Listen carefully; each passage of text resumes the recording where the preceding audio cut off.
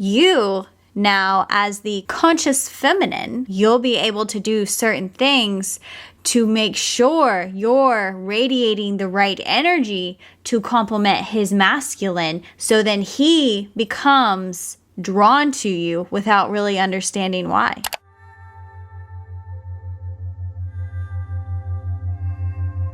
Hey guys, what is up? Welcome back to my channel, and hello if you are new. My name is Andrea Johnson. I'm a Reiki master and energy work practitioner and manifestation coach. Welcome to the Good Vibe Tribe. Welcome to Conscious Coffee Talks, where we discuss a topic to expand our consciousness and improve our lives. So with that being said, let's dive in. Today's video is a spin-off of a video that I did of how to be magnetic and how to make people obsessed with you.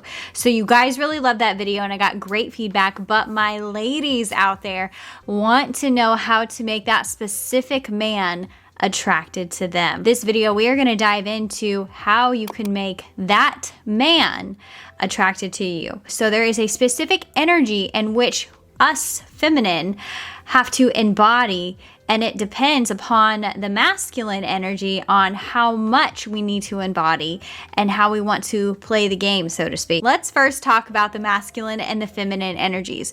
So as we know, we as humans have both energies. Men embody more of the masculine energy, which means they are more left side of the brain. And this is because of our hormones, right? They embody more of the logic, more the analytical, more of the structured, very driven part of energy. Now, the feminine are more intuitive, which is the right side of the brain. So we embody more of the fluid, we're more water-like. So our emotional side, and we are more the nurturing caregivers and creativity side. So what we want to do is we want to figure out between the two people of how these energies can complement one another, right? So on one end you have the feminine and on the other is the masculine, and both need to work together as a team to be magnetic towards one another, to attract towards one another. And we do this subconsciously, but you now, as the conscious feminine, you'll be able to do certain things to make sure you're radiating the right energy to complement his masculine, so then he becomes drawn to you without really understanding why. Now, when I talk about these things, guys, I mean that you have to do these with the purest of heart. That if you do this out of manipulation to get what you want from a man, it's not going to work out in your favor very well. This all has to be done out of a genuine love for somebody and a genuine caring about their being. Okay, so let's get that straight. This is not like manipulation of any kind. Tip number one, and all of my feminists, please bear with me here. You have to build his ego. And I know I just got a whole bunch of eye rolls, but listen to this. In order for a man to fully step into his masculinity and to put himself out there, he has to have a drive. He has to have confidence. He has to feel like a man, and he has to feel safe enough to do so. And you, being the feminine, can provide that missing energy that he needs in order to step out and take risk and be the provider and to be in his masculinity and feel safe enough to do it. Because the world in which we live in today is very masculine driven. Our society is masculine. So that means a lot of business, a lot of risk, a lot of confidence and ego and competition. It's very difficult for a man to be the provider of the household because that is what our society has labeled them to be, because it is a natural energy, because the masculine is the energy of our society. He is labeled as the breadwinner most of the time of the household. So in order to actually do that and step into his masculine and be confident, we have to give him the safe space in order to do so. Way number one, to build his ego, always listen to his stories and be fascinated by them. And why this works is because when you take genuine interest in other people, it makes them drawn to you. If you are fascinated by his stories and actually engage in them, actually ask about him, be curious about him, and learn more about him, he's going to take that as a compliment, and he's going to feel good talking about himself, especially if you are building his ego by 1, inquiring about him, 2, being fascinated by his stories, which then makes him feel important, and 3, whenever he's telling you these things of his past, he's remembering some things he probably forgot that contributed to some kind of success that he's had. So for example, if he overcame a huge issue in the past, give him praise in the moment and let him have the spotlight to tell his story. Or if he overcame a traumatic event, give him nurturing where you see fit. So then this also brings me to my next point and how to build his ego. Bring up his past successes in a really good light. If you don't know his past successes, ask about them, and you can bring up things of like what he used to do in high school. A lot of people back in high school, their success was sports. So we oftentimes forget about our previous successes, especially if we're going through something in the moment that's making us not feel successful or not confident in ourselves. Bringing up the past and reminding ourselves of things that we've already done and already completed and that build us as a person, re-spark that energy of confidence of what we achieved. It's just kind of like the same thing of how we relive trauma. We can relive the good times too, just by remembering it and bringing forth that energy.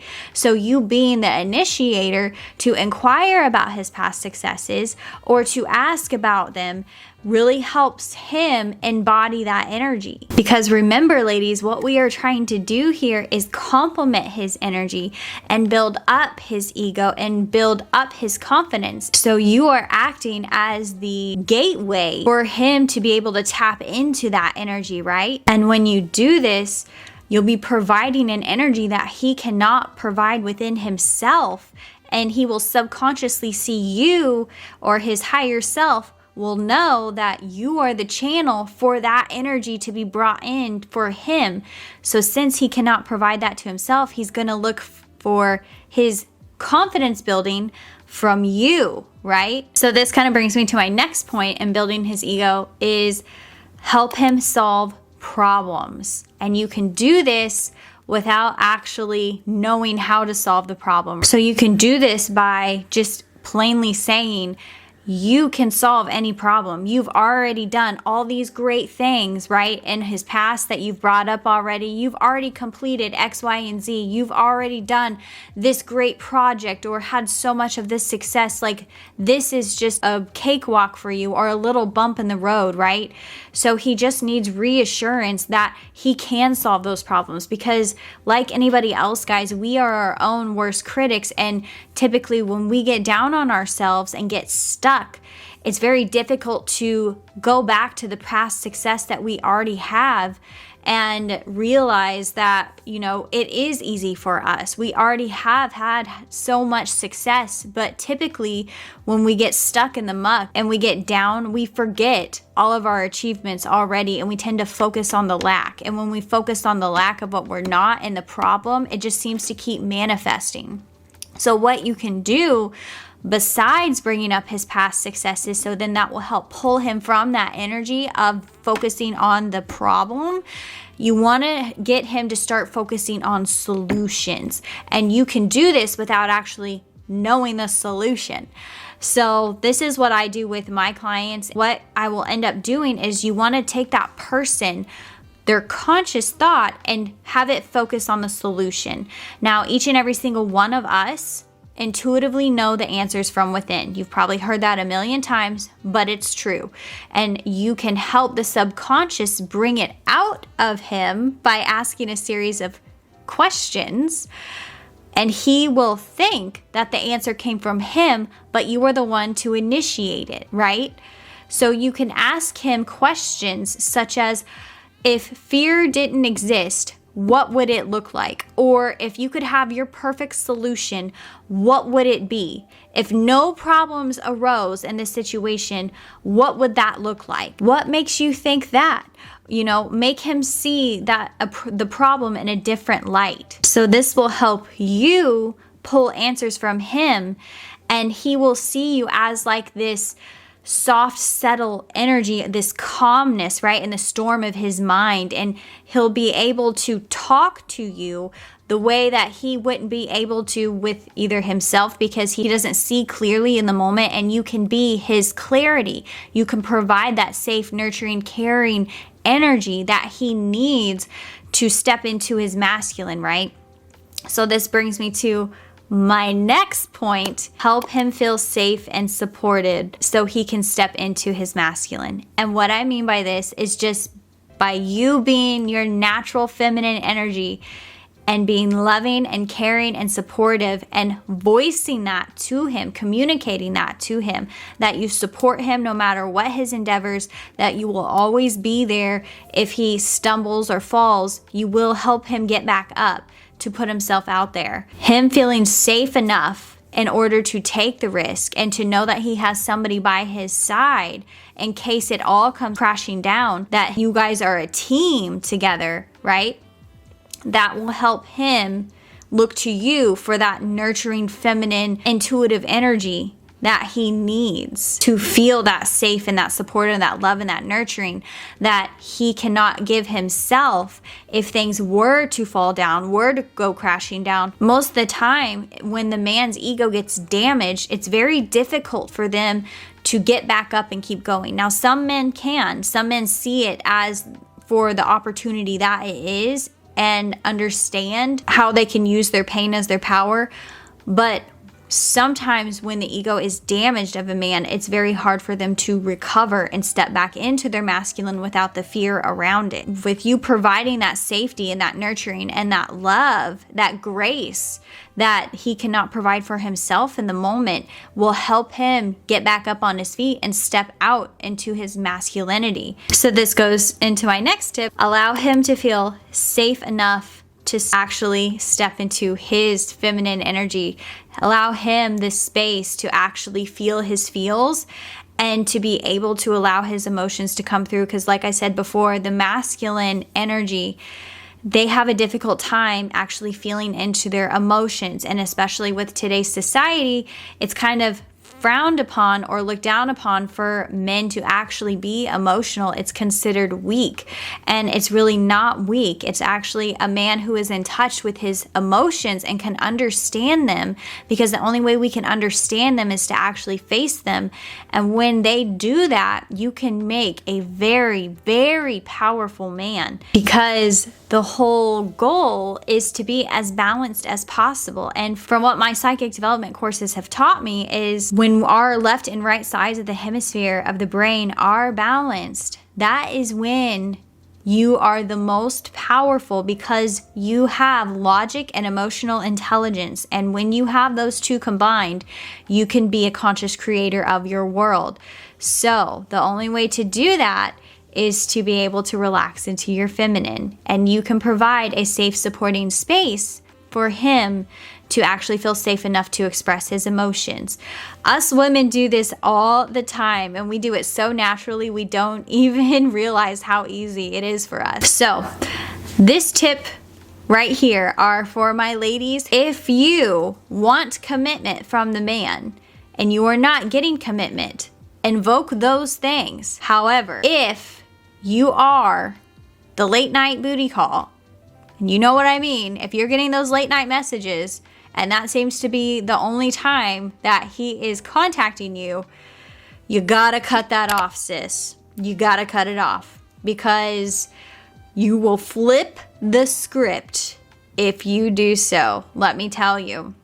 Because when you now make him feel that he is not option number one, right? Then you now have the power. It makes him feel like he's not option number one in your book anymore. If he's not giving you what you want with commitment in a relationship, he needs to see you as a high-end valued woman. Because if you are easily saying yes to him, he's going to feel like your standards aren't that high. And therefore, when your standards aren't high, it sends out a sign that is all you're worthy of, right? You want to be worthy of more than that, right? So when we send out the signal to the universe that this is what I want out of a relationship and of a man and whatever, and if he's not providing that, don't give him the time of day of what he wants.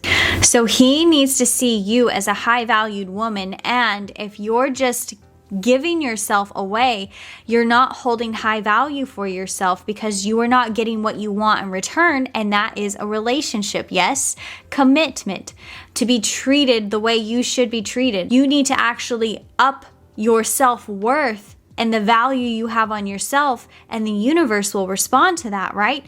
So when you deny him, he's gonna then be like, she thinks more of herself, that she deserves more, and if she wants a relationship, she's gonna go get one and find somebody to give her one, somebody worthy, right?